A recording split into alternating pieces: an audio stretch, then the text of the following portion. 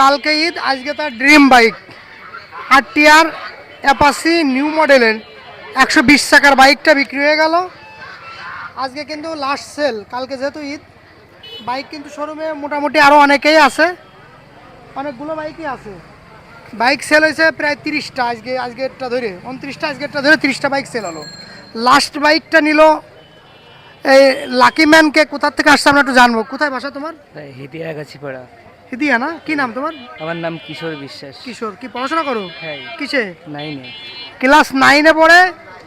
9-এ আসলে এই বয়সে এই সময়ে একটা বাইক ইউজ করা এটা কিন্তু অনেক অনেক বিশাল একটা ব্যাপার আমরা মনে করি। কারণ 9-এ পড়ে সে একটা বাইক কিনলো। বাইকটা কিনে মোটামুটি কতটা হ্যাপি তুমি? ভাই অনেক না? খুশি। অনেক খুশি। কে কিনে দিল? আমার কাকু। কাকু কিনে দিল না? তো যাই, কত দিয়ে কিনলে বাইকটা?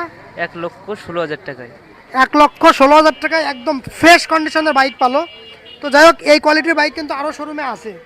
আপনারা যারা বাইক নিতে চাচ্ছেন বা এক্সচেঞ্জ করতে চাচ্ছেন বা বিক্রি করতে চাচ্ছেন, স্ক্রিনে নাম্বার দিয়ে আছে, অবশ্যই যোগাযোগ করে আমাদের শোরুমে চলে আসবেন।